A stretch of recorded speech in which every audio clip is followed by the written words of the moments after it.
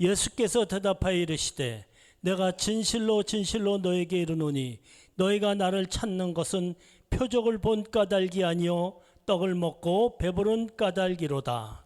썩을 양식을 위하여 일하지 말고 영생하도록 있는 양식을 위하여 하라. 이 양식은 인자가 너희에게 주리니 인자는 아버지 하나님께서 인치신 자니라. 그들이 묻되 우리가 어떻게 하여야 하나님의 일을 하오리이까? 예수께서 대답하여 이르시되 하나님께서 보내신 이를 믿는 것이 하나님의 일이니라 하시니.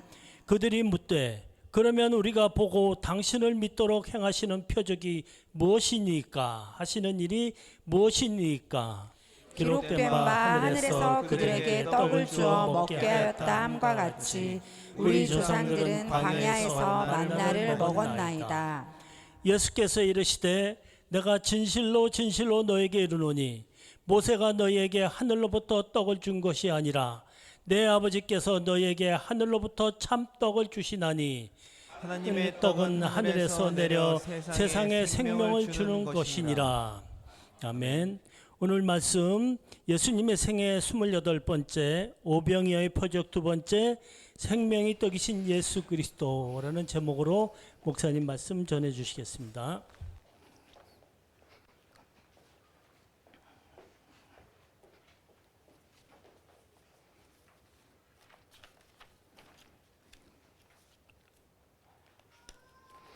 예, 모두 평안하셨나요? 예, 다음 주죠? 이제 추석이 연결이 되죠. 그래서 혹시 고향 가시는 분들은 안전에 유의하시고요. 계속 명절 때마다 말씀드리는 거지만 이제 고향 교회 가셔서 이렇게 조금 더 헌금을 많이 하시고 또 이렇게 일하시는 분들 또 이렇게 격려해 주시고 그러시면 좋을 것 같습니다. 시골 교회가 굉장히 어렵거든요. 그래서 원래 이제 목사 정년을 70세로 하다가 이제 73세로 이렇게 늘린 이유는 이렇게 어려운 교회 또 농촌 교회 때문에 사실 그런 게 많이 이유가 있거든요. 그래서 이렇게 좀 어려운 교회들이기 때문에 이렇게 조금 더 헌금하시고 또 그러시면 좋을 것 같습니다. 항상 안전에 유의해 주시면 좋을 것 같고요. 이제 오늘 그 예수님의 생애 28번째입니다. 이제 지금 우리가 보는 거는 첫 번째, 두 번째, 그리고 세 번째 유월절. 지금 어디쯤 가고 있는지 아시죠? 그래서 세 번째 유월절 때 예수님께서 예루살렘으로 안 가시고 벳세다 들판에서 오병이어 표적을 일으키신 것을 보고 있는 겁니다. 그렇죠? 그래서 지난주에 이제 그 빌립과 안드레에 대한 말씀을 드렸고요. 오늘 작은 교회에서도 이렇게 별주로 나눠드린 거 보시고 같이 말씀을 좀 나누면 좋을 것 같고요. 케이스 스터디 2개가 나가는데 이렇게 성경 해석을 어떻게 하는 건가도 좀 포함이 되어 있습니다. 같이 잘 말씀을 나눠주시면 좋을 것 같습니다. 이제 요한복음 우리가 지난주에 봤잖아요. 공관복음은 예수님께서 벳세다 들판에 사실은 제자들을 데리고 쉬러 가셨는데 사람들이 많이 따라온 걸 보시고 목자 없는 양 같음을 보시고 뭐 했어요? 불쌍히 여기셨다라는 말씀 나오고 그리고 질병을 고쳐주시고 말씀을 전해주시고 그리고 무리들에게 그 오병이어 표적을 행하심으로써 긍휼 사역을 베푸셨다. 근데 공관복음에는 요한복음에는 없는데 공관복음에는 3번 동일하게 나오죠. 너희가 먹을 것을 주라라는 말씀으로 제자들을 예수님의 사역에 동참시키셨다라고 말씀드렸습니다. 그렇죠? 그리고 빌립에 대한 이야기 그리고 안드레에 대한 이야기를 설명을 드렸습니다. 이제 그리고 나서 이제 그 다음 이야기입니다. 오늘 보는 거는 공관복음에는 없는 내용입니다. 마태, 마가, 누가복음에는 없는 내용을 예수님께서 이제 말씀을 하시거든요. 근데 이제 요한복음은 원래 여러 번 말씀드렸듯이 7번의 에고 에이미 나 나는 뭐 생명의 빛이다, 뭐 세상의 빛이다, 나는 생명의 떡이다, 이런 말씀으로 하신 에고 에이미, I am 이라는 뜻이거든요. 그것과 7번의 표적을 요한이 이야기함으로써 예수님께서 어떤 분이신가를 소개한 것이 요한복음입니다. 그러니까 이제 공관복음하고 조금 강조점이 이제 다르다고 말씀을 드린 겁니다. 요한복음이랑 강조점이 이제 공관복음이랑 요한의 강조점이 다른 건 지난주에도 말씀드렸죠. 당연히 공관복음에는 예수님께서 표적을 행하시고 제자들에게 주시고 제자들이 무리들에게 나눠 주셨는데 요한복음에는 그렇게 표현되어 있지 않습니다. 그죠? 같은 사건인데 왜 다르게 표현했지? 예수님이 직접 무리들에게 주고 원하는 대로 다 주셨다, 이렇게 표현이 되어 있거든요. 그거는 신학적인 강조점이 다르기 때문에 이제 그렇게 쓰여져 있다고 말씀을 드렸고요. 이제 요한복음을 쭉 읽다 보면 요한복음 4장에서 사마리아 수가성 여인 사건이 나오고 5장에는 두 번째 유월절 38년 된 병자를 고치시는, 베데스다 연못에서 38년 된 병자를 고치시는 게 요한복음 5장입니다. 그리고 6장에 이제 오병이어 이어 사건이 나오는데 5장과 6장의 그 기간이 얼마라고요? 예, 1년이 그냥 훅 뜬 겁니다. 그렇죠? 그래서 어떤 신학적인 주제를 갖고 쓴 거지 예수님의 생애를 순서대로 쭉 나열해서 쓴 것이 아니라는 겁니다. 그렇죠? 예, 그렇게 보시면 좋을 것 같고요. 세 번째 유월에서 이제 말씀드린 대로 예수님은 세 번째 유월절 때는 예루살렘으로 가지 않으셨습니다. 그래서 벳세다 들판에서 표적을 일으키시고 그 표적 다음에 또 제자들에게, 무리들에게 말씀을 하시는 장면으로 이제 되어 있습니다. 그렇죠? 그러니까 요한복음 6장이 길긴 하지만 앞에는 표적을 일으키신 장면, 그리고 22절부터는 예수님께서 무리들에게 말씀하시고 제자들에게 너희도 가려느냐라는 말씀을 하시니까 생명의 떡 강화라고 그럽니다. 생명의 떡이 무엇인가? 예수님이 생명의 떡이신데 하늘로부터 내려오신 생명의 떡인데 그 생명의 떡이 뭔가를 자세하게 길게 설명을 하신 겁니다. 그만큼 중요하다는 건데 문제는 뭐예요?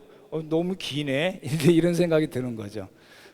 기니까 길 때는 어떻게 하냐면 보통은 그냥 한번 쓱 보고 휙 지나가거든요. 그렇게 되면 놓칩니다. 그렇죠? 길수록 어떻게 될까요? 더 파야 됩니다. 오늘 그 작업을 여러분 좀 같이 하시면 좋을 것 같아요. 그래서 이제 문단을 이렇게 나눌 수가 있습니다. 6개 파트로 나눌 수가 있습니다. 22절부터 29절까지 사람들이 이제 표적을 본 사람들이 예수님을 찾아옵니다. 어디까지 찾아오냐면 어디서 일어난 일일까요? 그 다음에는 1절부터 15절까지는 벳세다 들판이고, 그리고 예수님하고 이 무리들하고 주거지 받거니 했던 거는 어디라고요? 가버나움, 특별히 가버나움 회당으로 되어 있습니다. 그렇죠?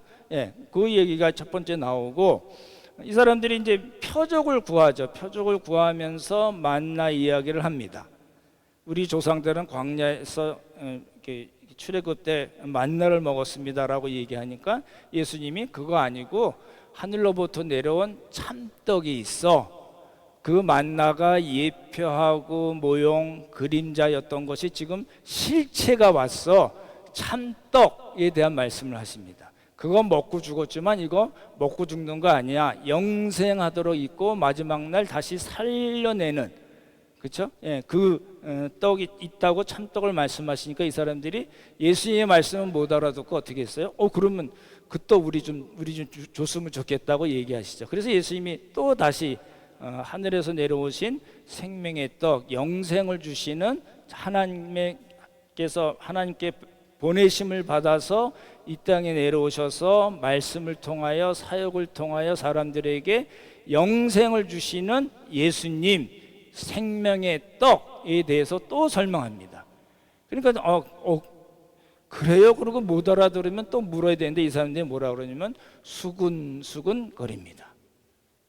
요셉의 아들인데 이렇게 이제 수근수근 거리죠. 그래서 예수님께서 하나님께서 누구든지 아버지께서 내게 이끌지 않으면 아무도 올 수가 없다라는 말씀합니다. 굉장히 이제 신학적인 주제로 넘어가거든요. 그리고 이제 다섯 번째, 여섯 번째 똑같이 또 생명의 떡에 대한 말씀하시고 영생을 주시고 마지막 날 다시 살려낼 거라는 말씀을 또 다시 이야기하시고 마지막에 이제 제 사람들의 반응이 나옵니다. 제자들도 나오고 또 다른 제자들도 나옵니다. 어떤 차이가 있을까요? 예, 첫 번째 제자들은 표면적 제자들입니다.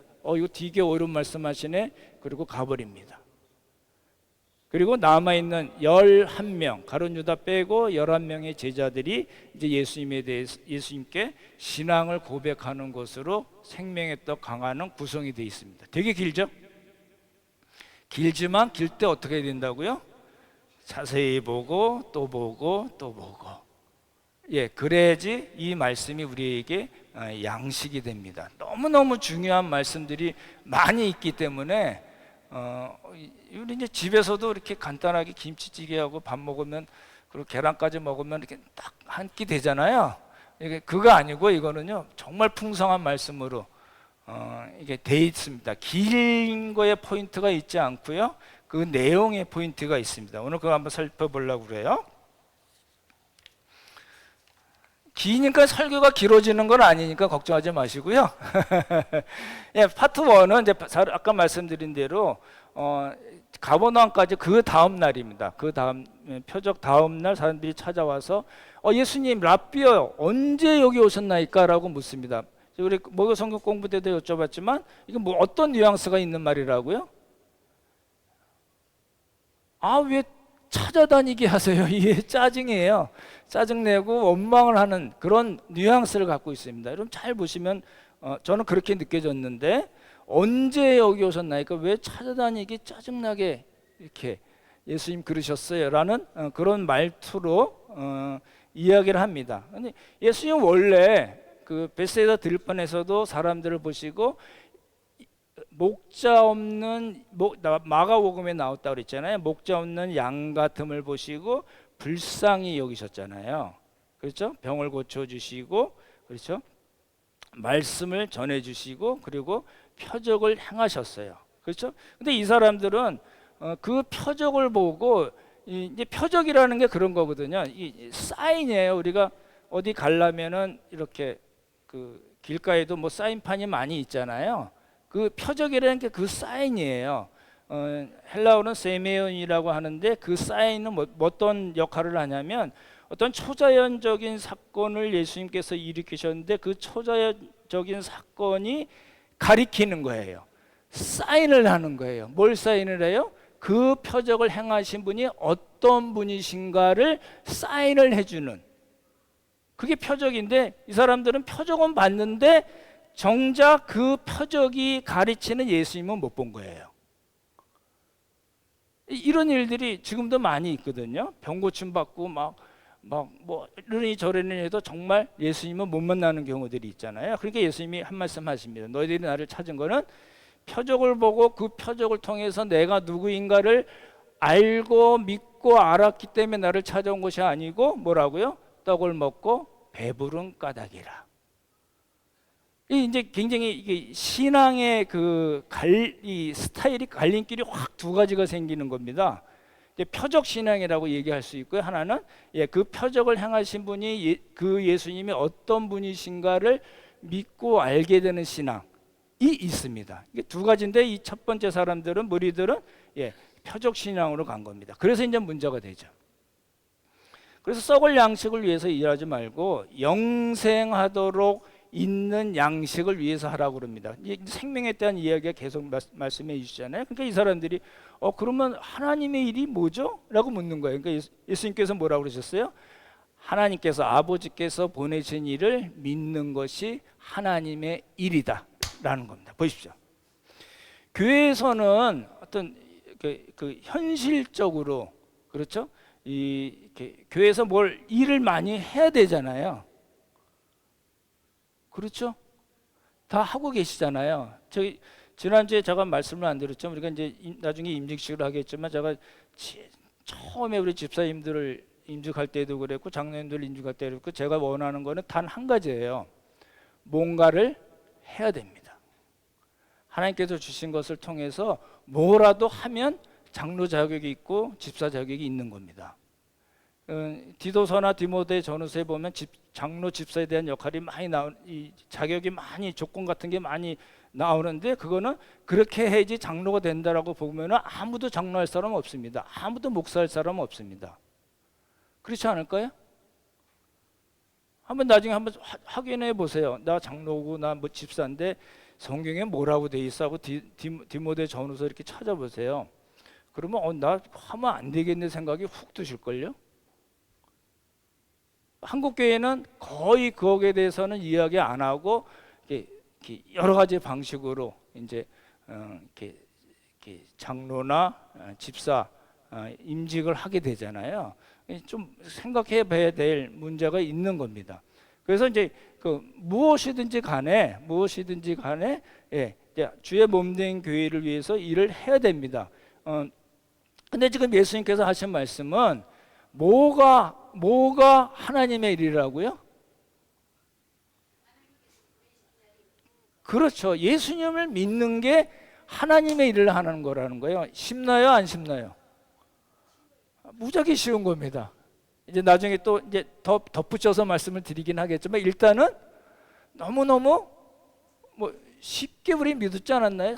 막 철학을 공부하고 역사를 공부하고 막 이 뭐 세계사를 공부하고 막 그리고 성경을 봤더니 예수님 확 보이더라. 그거 아니잖아요. 우리는 믿게 되어진 사람들이거든요. 그러니까 예수님께서 이제 그렇게 말씀합니다. 하나님의 일이라는 거는 예수님을 믿는 겁니다. 라고 이제 예수님께서 하신 말씀이에요. 그게 이제 첫 번째 파트고요. 두 번째는 그런 이제 사람들이 얘기하는 거예요. 그럼 믿는 게 하나님의 일이라는데 이제 이 사람들 그렇게 얘기하는 거예요. 믿는 게 하나님의 일이면은 그리고 우리가 당신을 예수님을 믿을 수 있도록 어떤 표적을 보여줘야 되지 않겠어요? 또 뭘로 갔어요? 표적으로 간 거예요. 그게 표적 신행이라니까요. 그러니까 믿는 것 하나님의 일이라는 건 예수님을 믿는 거라니까 그럼 믿도록 표적을 보여줘 이렇게 얘기한 거예요. 그렇죠? 그러면서 한마디 더 붙였어요. 뭘 붙였어요? 예, 만나에 대한 이야기를 하는 겁니다. 누가 예수님이 먼저 만나 이야기하셨나요? 사람들이 얘기했나요? 예, 무리들이 먼저 만나 이야기를 붙인 겁니다. 그 얘기는 뭐냐면 예수님 하나님의 일이라는 거는 당신을 믿는 거라고 얘기했는데 그러면 표적을 보여줘야지 우리가 믿지 않겠습니까? 표적 시간으로 돌아가고 그 예로 모세가 광야에서 만나를 줬다고 이야기했으니까 그 정도는 예수님이 행해야지 우리가 믿지 않겠어요? 라는 뉘앙스입니다. 그래서 만나를 이야기한 거잖아요. 그렇죠? 그래야지 믿을지 않을까요? 라는 거예요.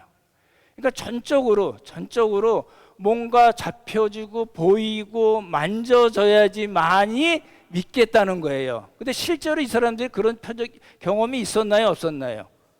있었죠. 베세다 들판에서 오병이어의 그 표적을 통해서 배불리 먹은 사람들이잖아요. 근데 또 뭘 구해요? 또 다른 표적을 구하는 거예요. 그러니까 표적 신앙은요. 이제 여러분 그런 경우가 있잖아요. 우리가 이제 어떤 특별한 일이 있는데 어떤 집회 갔는데 병이 났다든지 뭐가 이게 뭐 방언이 터졌다든지 뭐 속에 뭐가 슉 하고 뭐가 뜨거운 게 들어왔다고 막 이런 분들이 있잖아요. 그게 이제 사단의 역사일 수도 있지만 성령의 역사일 수도 있습니다. 인정을 하는데요. 문제는 뭐냐면 그 다음에 또 뭘 원해요?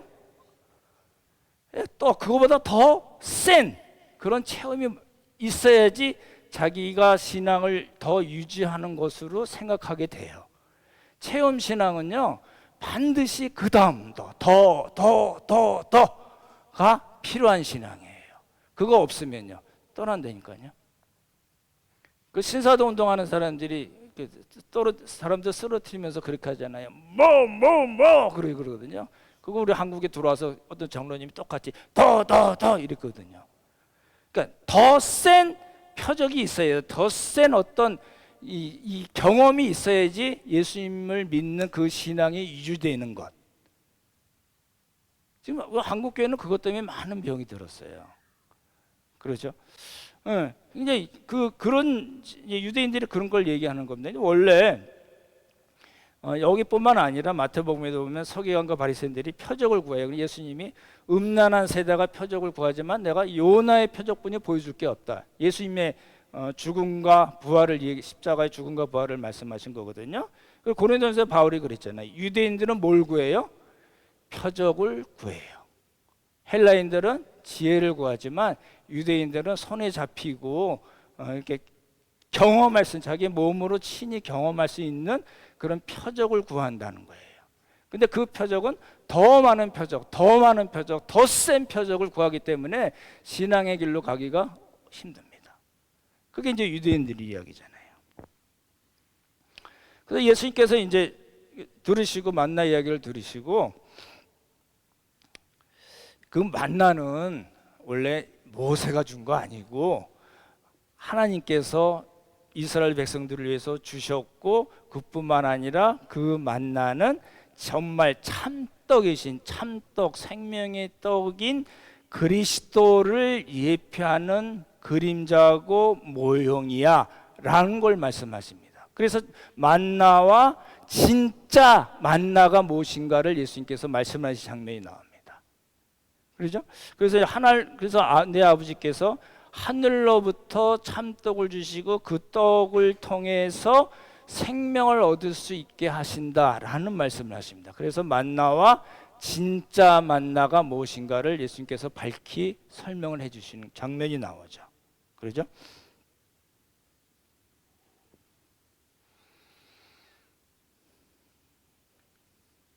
이제 세 번째 파트는 표적을 구하는 사람, 표적을 구하고 만나를 이야기하고 이게 어떤 손에 잡히고 그걸 체험할 수 있는 걸 요구하니까 예수님께서 그 만나 그거 먹고도 죽었잖아. 근데 진짜 만나는 하나님께서 세상에 주시는 생명을 줄 수 있도록 하시는 참떡이야 라고 말씀을 하시니까 이 사람들이 또 그 말을 받아서 뭐라고 그래요? 주여 이 떡을 뭐라고요? 항상 우리에게 있게 해달라. 이게 그 얘기예요. 아주 단순해요. 이 유대인들이 예수님을 가버나움까지 찾아온 유대인들이 가지고 있는 신앙은 표적 신앙이다. 근데 그 표적 신앙은 맛을 봤는데도 이 정도는 더 해줘야지 믿지 않겠어라고 얘기하고, 또 예수님께서 말씀하시니까 그럼 그 떡을 항상 우리에게 있게 해달라고 또 구하고 또 구하고 또 구하는 겁니다. 그게 표적 신앙의 아주 가장 큰 특징이에요. 근데 이제 나중에 보시면 알겠지만 그 표적 신앙은 어디로 가요? 예수님을 떠나는 데로 간다니까요. 그러니까 예수님이 이제 에고 에이미를 말씀하십니다. 나는 생명의 떡이야. 만나를 말씀하셨잖아요. 참떡을 말씀하셨잖아요. 그리고 예수님께서 나는 생명의 떡이라는, 그렇죠? 일곱 개의 에고 에이미 중에 하나를 말씀하십니다. 그래서 내게 오는 자는 뭐라고요? 나를 믿는 자는. 다른 그 뒤에 표현은 내 살을 먹고 내 피를 마시는 자로 표현이 되어 있습니다. 그렇죠? 온다는 거, 예수님께 온다는 거는 믿는다는 거고, 예수님의 살과 피를 먹고 마시는 거. 믿음의 내용을 이제 그렇게 표현을 하시고, 그리고 내게 오는 자는 줄이지 않고 영원히 목마르지 않을 것이다 라고 말씀하십니다. 요한복음 4장 보시기 바랍니다.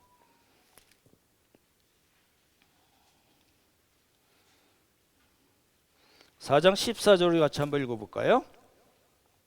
수가성여인 때 나오는 이야기죠. 우리 같이 읽겠습니다. 시작. 내가 주는 물을 마시는 자는 영원히 목마르지 아니하리니 내가 주는 물은 그 속에서 영생하도록 솟아나는 샘물이 되리라. 영생하도록 솟아나는 샘물이 뭘까요? 요한복음 7장 보시기 바랍니다. 7장 37절 38절 보겠습니다. 157쪽이죠. 찾으셨나요? 같이 읽겠습니다. 시작. 명절 끝날 그 큰 날에 예수께서 서서 외쳐 이르시되 누구든지 목마르거든 내게로 와서 마시라. 나를 믿는 자는 성경의 이름과 같이 그 배에서 생수의 강이 흘러나오리라 하시니, 뭐라고요? 그 다음에 요한이 설명을 붙였죠. 뭐라고요? 이게요? 네, 생수의 강은 누굴 가르쳐요? 성령입니다. 보십시오. 요한복음에서 많은 경우에, 다 그런 건 아니지만 많은 경우에 요한이 물이라고 얘기한 거, 생수라고 얘기한 거는 성령님을 의미합니다. 예, 이제 요한의 이제 성령 론이거든요. 그래서 이제 이 초막절을 이야기거든요. 나중에 초막절 이야기를 길게 말씀을 드릴 거예요. 또 우리 퀴즈를 통해서 좀 더 자세하게 설명드리고 여러 가지 그림도 이렇게 올릴 텐데, 어찌됐든 간에 예수님께서 지금 말씀하시는 거, 이 무리들에게 표적을 보고 예수님을 찾아온 무리들에게 말씀하시는 거는 내가 생명의 떡이고 내가 너희들에게 영생을 주는 그런 메시아라고 예수님의 자기 계시, 예수님 어떤 분이신가를 밝혀 알려주시는 겁니다. 여러분 믿으시나요? 예, 그 예수님을 믿어야지만이 우리에게 뭐가 있어요? 생명이 있고 영생이 있어요. 거기서 끝나나요? 그렇지 않습니다. 마지막 날에 내가 다시 살리리라. 예, 부활신앙을 가리키시잖아요. 두 가지예요. 영생을 얻고 하나님의 뜻대로 살다가 죽어서 그냥 끝내는 것이 아니라 마지막 날 예수님께서 우리를 살려주시는, 이게 우리 신앙의 가장 큰 기둥이잖아요. 그렇죠? 예, 이제 이 기둥을 허무는 사람들이 있어요. 설명을 드릴 거예요.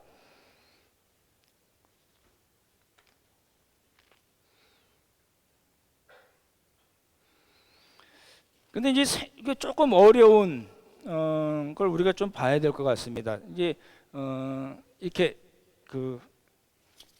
저도 여러 번 말씀드렸지만 이제 저는 이렇게 프린트를 본문만 이제 프린트를 하고 본문 연구를 많이 하거든요. 제가 가장 여러 번 말씀드리지만 가장 중요하게 여기는 거는 누가 어떻게 이야기했다.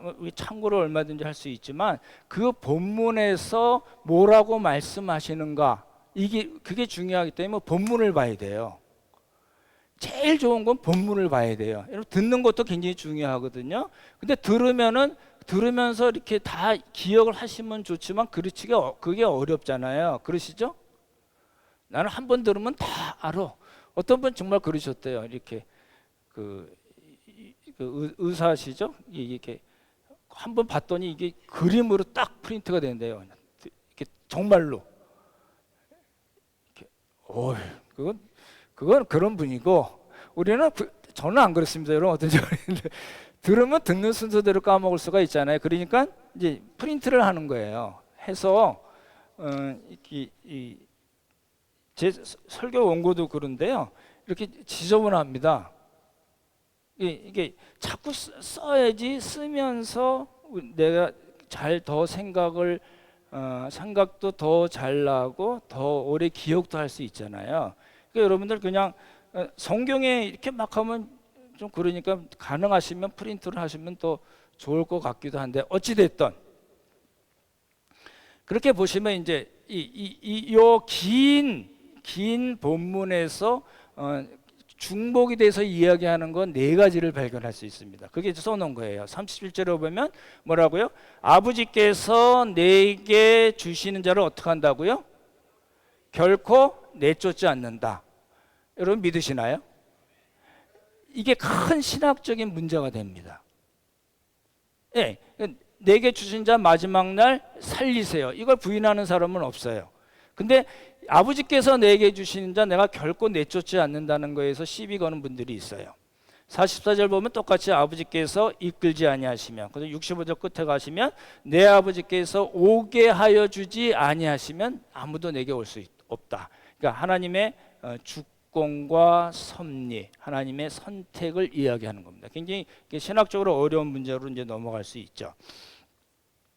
이걸 조금 설명을 드릴게요.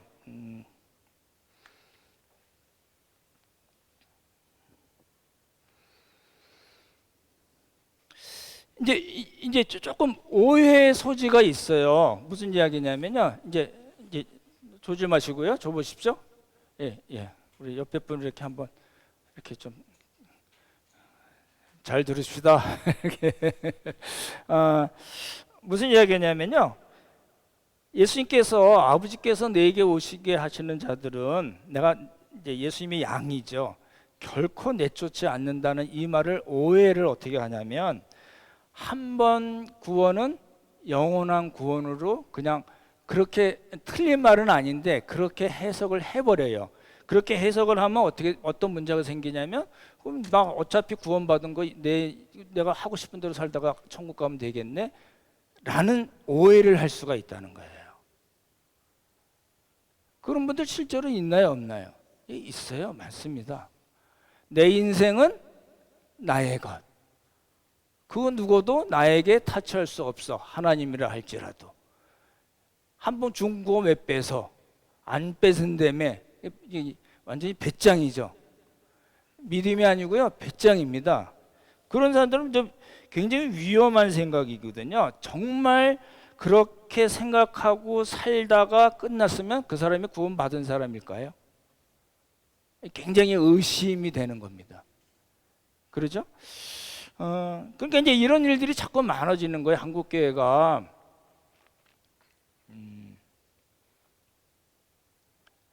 이제 안 좋은 얘기는 안 하는 게 좋긴 하지만 대충 말씀드리자면 어떤 목사님이 뭐 어쩌고 했어요. 지저분한 얘기 했어요. 지저분한 짓을 하고 나서 성도들에게 뭐라고 설교를 하냐면 하나님 우리 용서하시지 않았느냐. 우리 모두 다 죄인 아니냐. 맞죠? 맞죠? 그러니까 내가 진 죄도 여러분 용서해 줘야 되지 않느냐. 맞나요? 틀리나요? 그건 지가 할 소리가 아닙니다. 그런 것 때문에 지금 여러 가지 그런 세습은 정말 옛날 얘기고 별일 이야기가 많으니까 일부 신학자들이 그렇게 생각하는 거예요. 우리가 종교 개혁자들로부터 배웠던 그 신앙이 좀 문제가 있네? 라고 이제 반론을 제기한 거예요.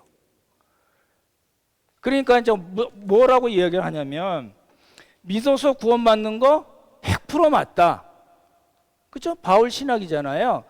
믿음으로, 그렇죠? 이렇게 생명을 주시는 생명의 떡이신 예수 그리스도께로 우리를 인도하셔서 하나님의 자녀가 되게 하시고 성령께서 예수 그리스도 안으로 쑥 들어가게 하는 성령 세례를 주심으로써 우리가 예수 그리스도의 지체, 교회의 지체가 되게 만드셨는 거, 이거 변할까요? 안 변할까요?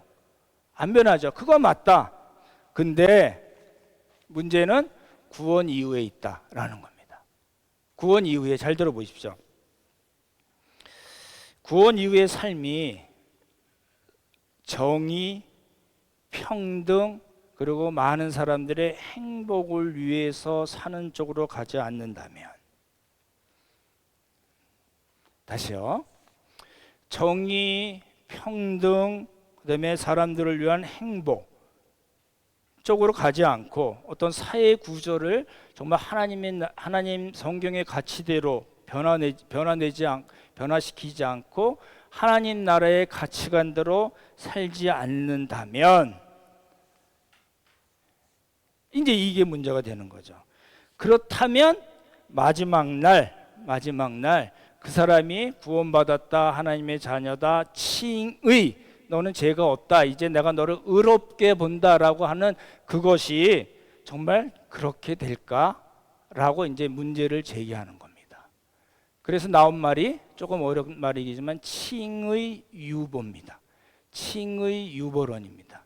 칭의가 유보되는 거예요. 그럼 마지막에 점수를 봐서 어떻게 살았나, 잘 살았나, 못 살았나를 보고 넌 들어와, 넌 안 돼, 밖에 나가서 슬피 울며 이를 갈미 있을 거야 라고 이야기하는 그런 신학적인 풍조가 한국에 많이 들어왔습니다. 많은 목사님들이 동조해서 그렇게 이야기하시는 분들, 신학교 교수들도 있고 목사님들도 많이 있습니다. 맞는 이야기일까요? 틀린 이야기일까요?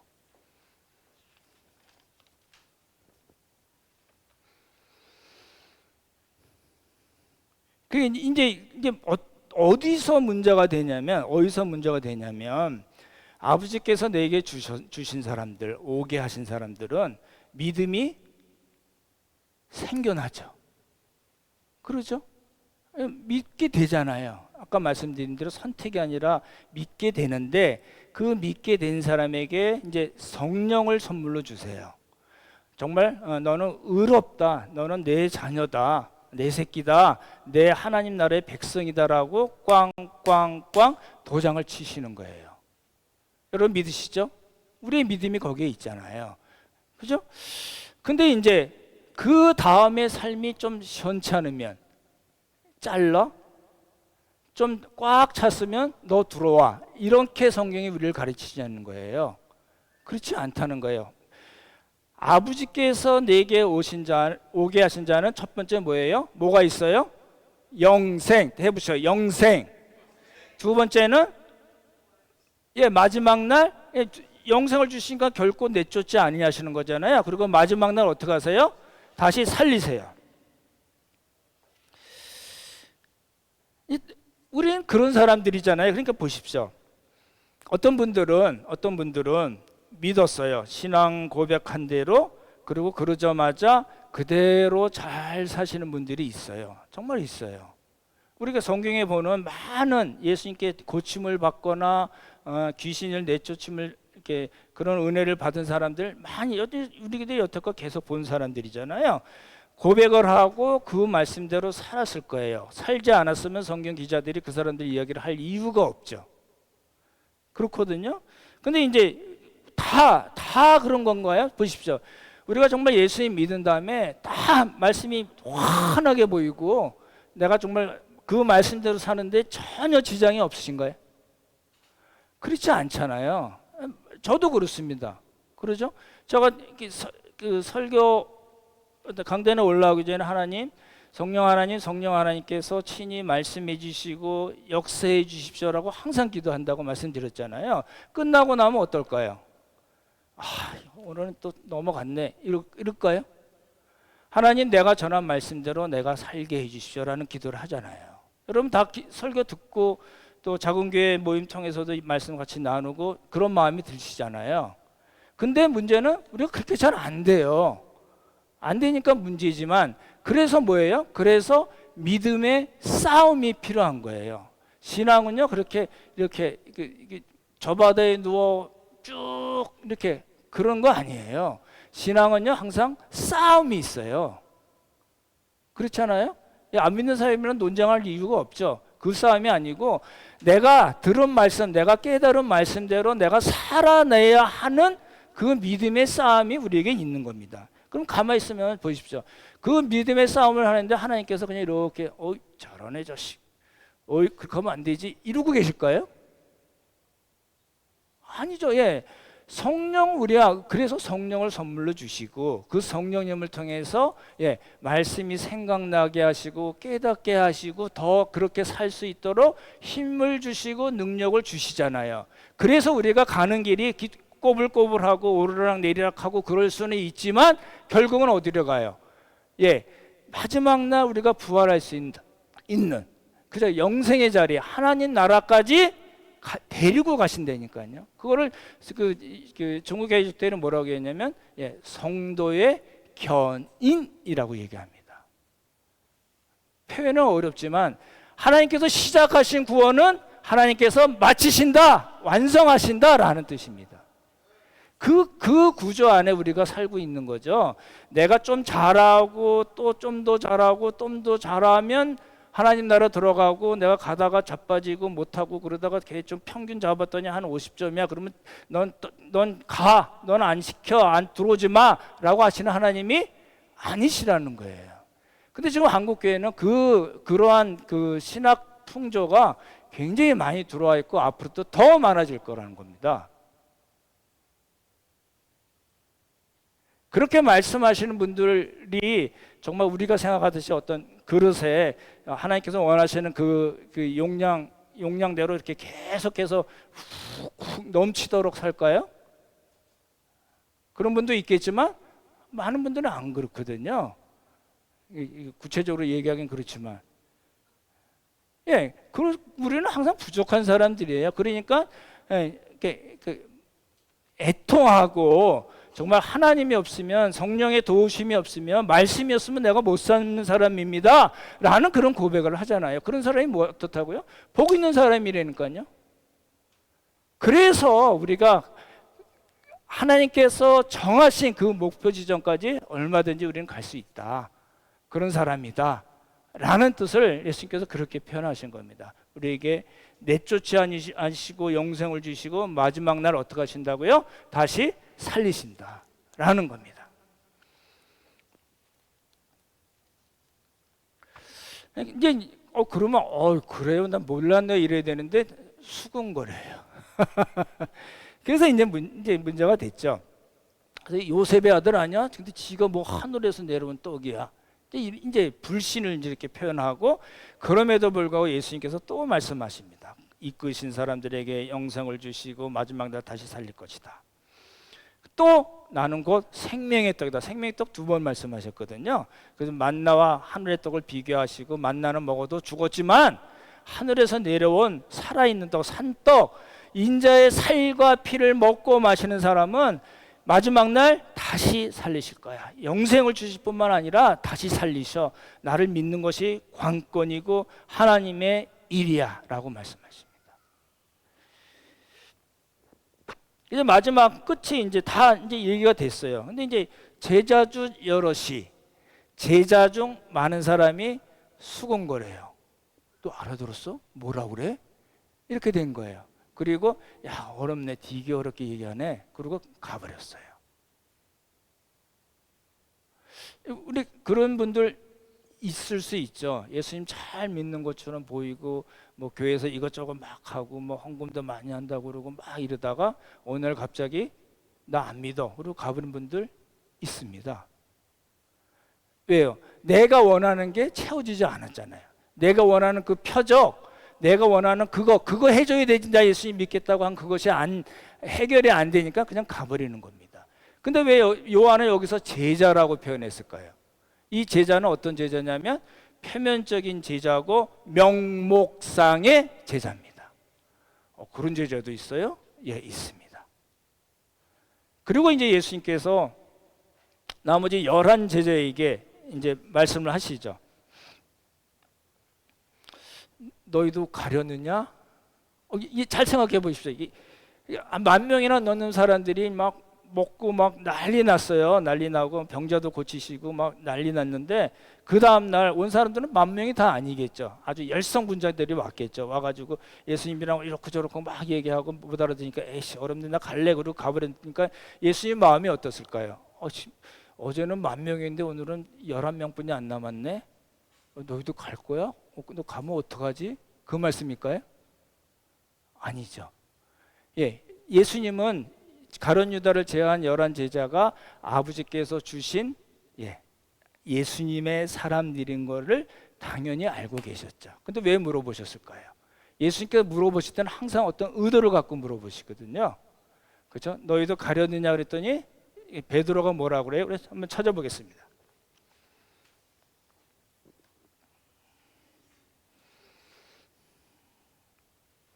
몇 절에 있죠? 예, 68절인가요? 예. 67절, 68절, 69절 세 절을 같이 큰 소리로 한번 읽어보겠습니다. 시작.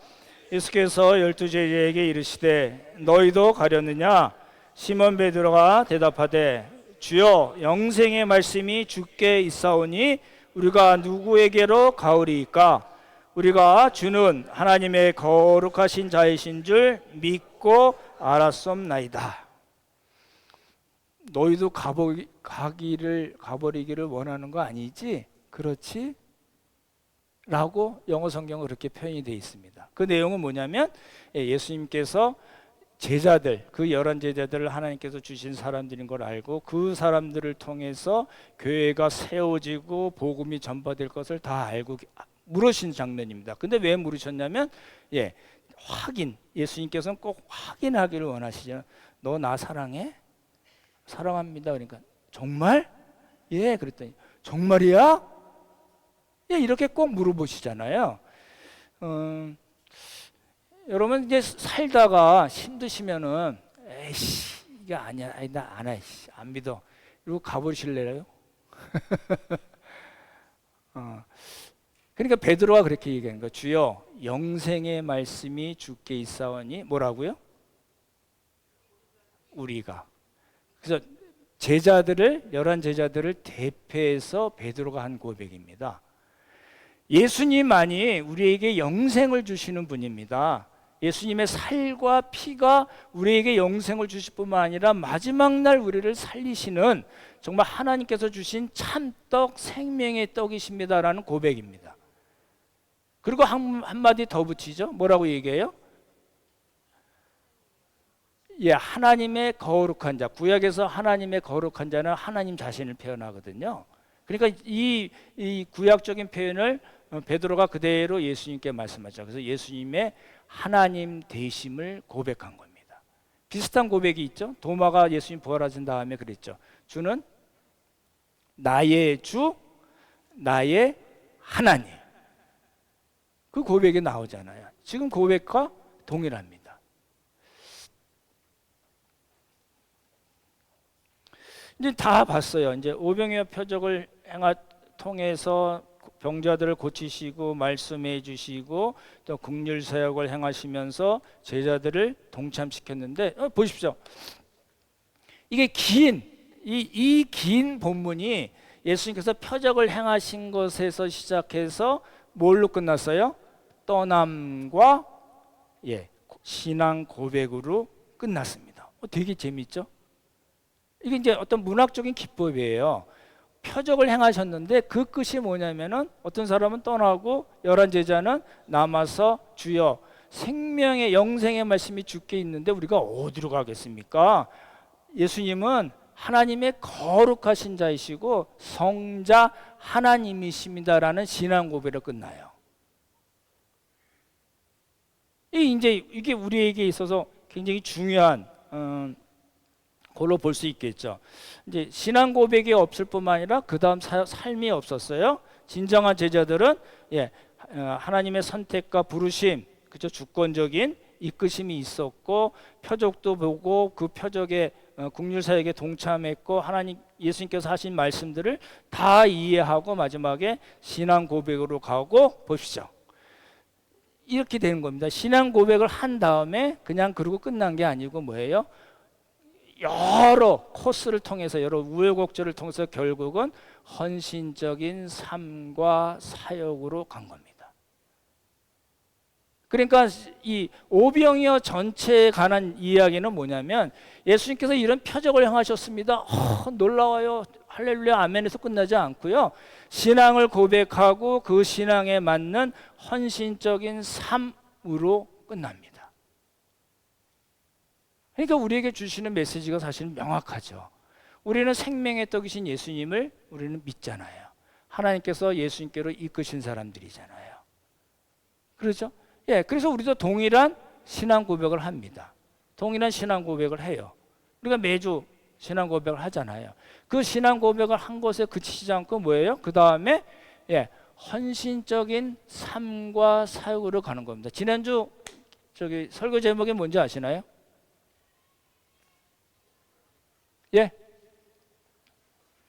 할 수 있는 만큼 하세요. 할 수 있는 만큼 하시는 겁니다. 더 이상 어떻게 해요? 그렇죠? 여러분 할 수 있는 만큼 헌신적인 삶, 헌신적인 사역을 하는 겁니다. 그리고 이제 그 다음에는 예수님께 맡기는 거죠. 그 다음에는 우리를 하나님께서 어떻게 이끌어 가실지는 우리도 모르는 겁니다. 우리 인생을 우리가 어떻게 할까요? 그러죠? 오늘 말씀을 이제 마치겠습니다. 예수님이 누구신가요? 이게 이제 답이 없는 겁니다. 이거는 여러분이 개인적으로 대답을 하셔야 되는 부분입니다.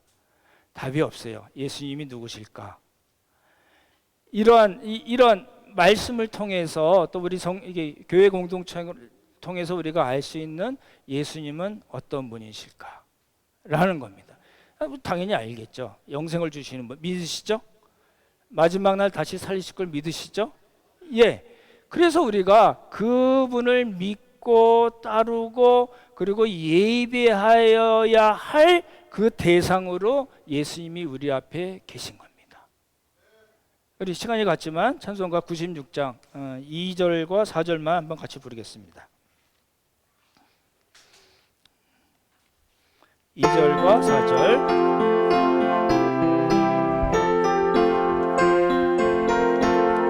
좀 힘있게 부를까요? 예수님은 누구신가 영원 자의 강함 2절입니다.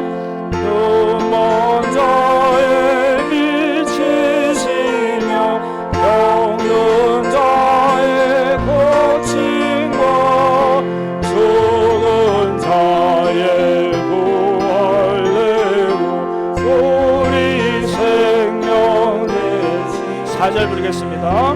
예수님은 누구신가 공교회의 머리와 온 세상의 구주시며 모든 왕의 왕이요 심판하실 주님 되고 우리 영광 되시네.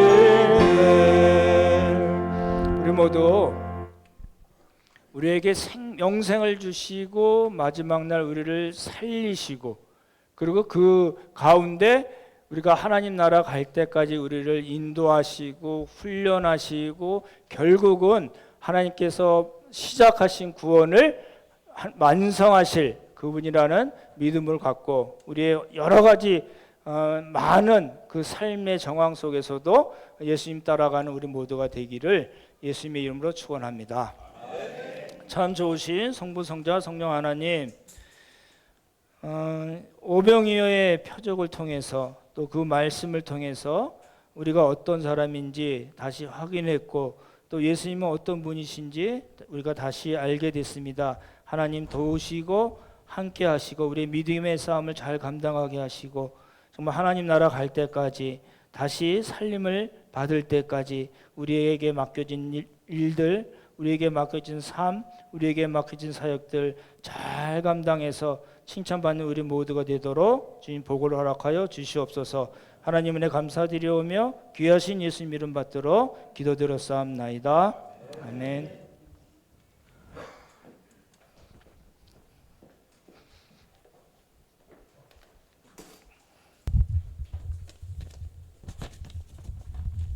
다 같이 찬송가 주 예수 해변서 190